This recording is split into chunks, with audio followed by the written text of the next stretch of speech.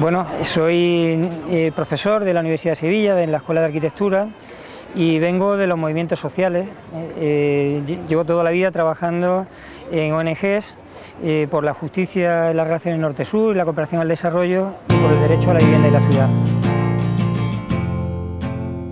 Sí, creo que la sociedad española y la sociedad mundial se enfrentan las próximas décadas a una gran transición hacia una nueva civilización más sabia. Y para hacer eso posible hay que trabajar desde la base, que es de donde se producen siempre los cambios, pero también apoyándolo desde las instituciones. Creo que las salidas que se están planteando a la crisis hoy son salidas en falso y tenemos que plantear salidas de futuro, ¿no? Y creo que eso necesita plasmarse en una acción política y creo que ECO la está planteando en estos momentos.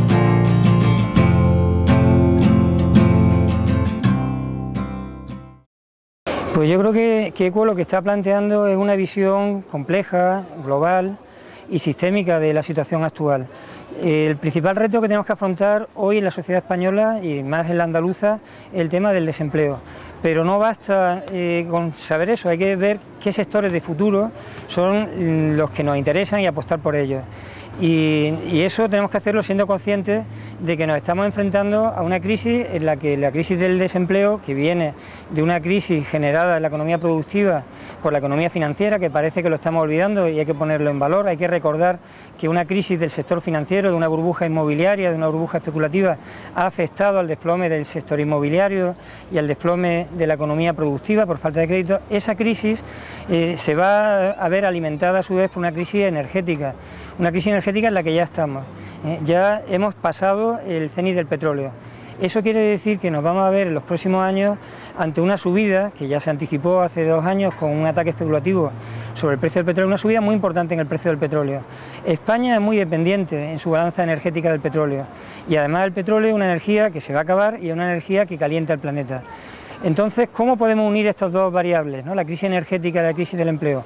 Pues apostando por hacer una transición hacia unas energías renovables que podemos producir en Andalucía, que son una potencia solar, una potencia eólica, y hacer que la inversión en investigación, en formación y empleo, en empresas emprendedoras, en tecnologías propias, se haga en este sector y que podamos ser autosuficientes y además exportadores netos de una tecnología que desarrollemos nosotros.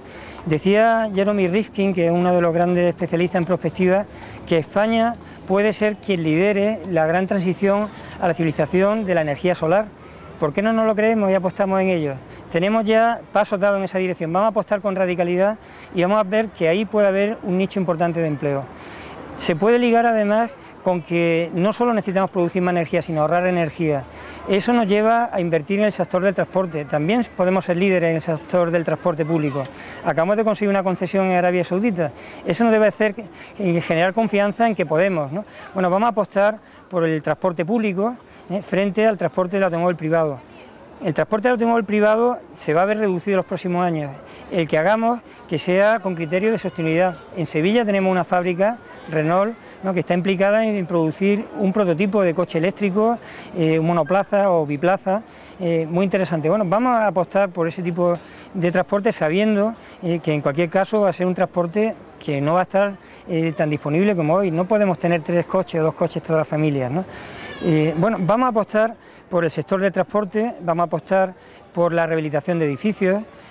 Se ha desplomado la industria de la construcción, pero tenemos que invertir en que nuestros edificios ahorren energía, son muy despilfarradores de energía. Eso va a llevar a una gran rehabilitación, tenemos que apostar por la rehabilitación y eso va a generar empleo en un sector que ha sido vilipendiado en los últimos años. Empleo, energía, transporte y agricultura. Andalucía es una potencia agrícola, pero en los últimos años ha apostado por la agricultura industrial, que está mermando sus bases de sostenibilidad. Los acuíferos están muy dañados por el tema de la química, por la sobreexplotación. ¿Por qué no apostamos por una agricultura ecológica de calidad y recuperamos la calidad en los alimentos como denominación de origen de nuestra agricultura? Probablemente produzcamos menos, pero de más calidad. En vez de invertir dinero en frenar la producción, vamos a producir lo justo con calidad. Bueno, tenemos sectores de futuro en los que tenemos que apostar.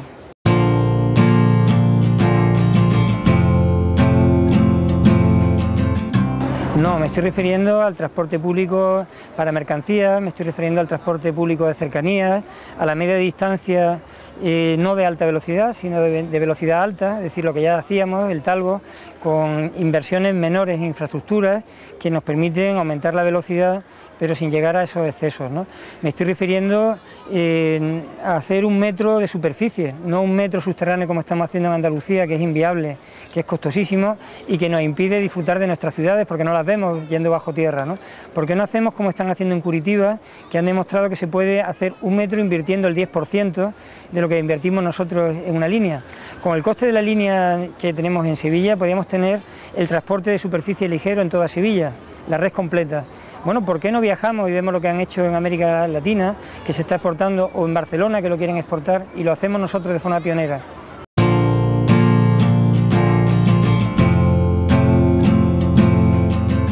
Bueno, yo creo que tenemos que recuperar el concepto griego de ciudadanos.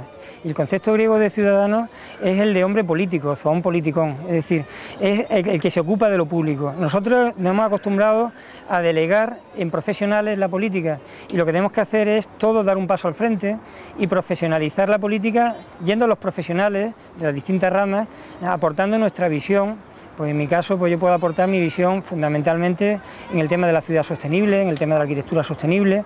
Pues cada uno desde su profesión puede aportar también una perspectiva que es necesaria y que nos debe llevar a hacer nuevas políticas.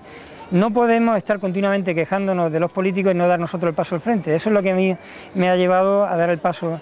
Primero porque me preocupa la situación actual y segundo porque pienso que si no somos los ciudadanos los que demos el paso de ocuparnos de la política, los políticos profesionales no nos van a sacar de esta situación.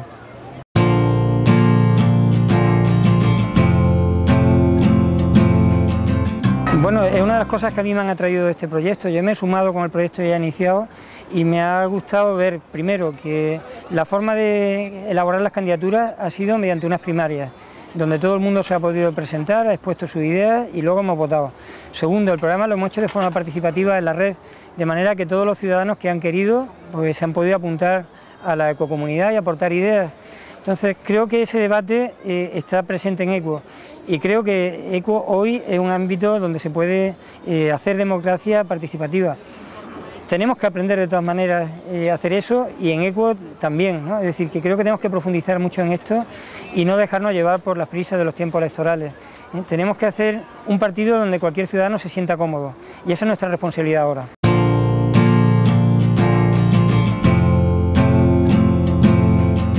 Voy a citar otra vez a Jeremy Rifkin.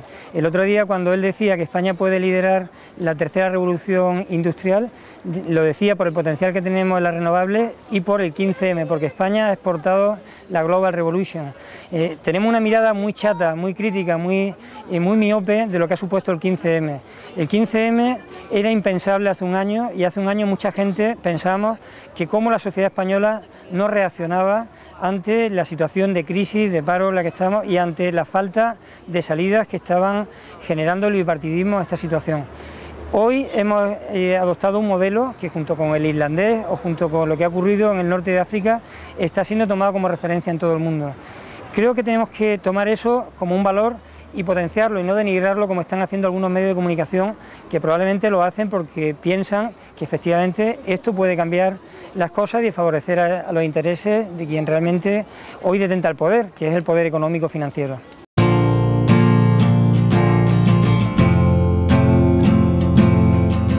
En mi clase veo que hay quienes están indignados y quienes no, es decir, hay una gran variedad. Pero en mi escuela, pues he visto, por ejemplo, que han sido de los estudiantes de la Escuela de Arquitectura más activos con el 15M. Otros han mirado con escepticismo y desde la mirada que algunos medios de comunicación daban del 15M. Entonces no creo que se pueda dar una mirada única o una perspectiva única sobre la juventud, pero sí creo que es necesario resaltar que esta juventud ha reaccionado y que empieza a darse cuenta de que no puede ser que haya un 45% de paro juvenil y que no pueden quedarse esperando que les resuelvan el problema y que ellos tienen que moverse. Yo eso lo estoy viendo y lo estoy viendo también en la universidad.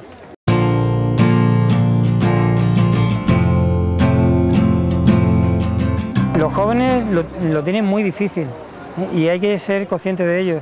Yo a los jóvenes, y especialmente en arquitectura, que ha sido uno de los sectores más castigados por la crisis, porque al derrumbarse el sector de la construcción, el empleo en los estudios de arquitectura también se ha desplomado, les digo que tienen que hacer dos cosas.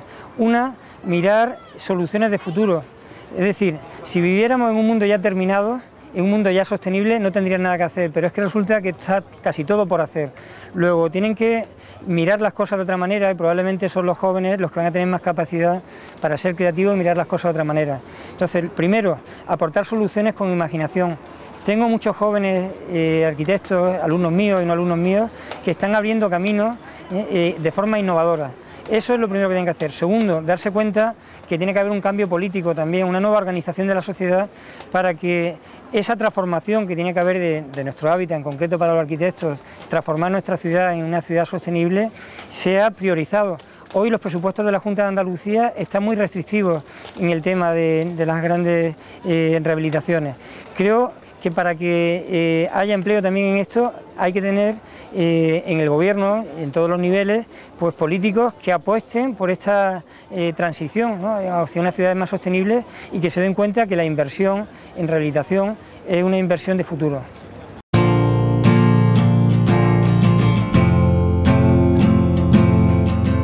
EQUO va a hacer una campaña diferente, como no podía ser de otra manera.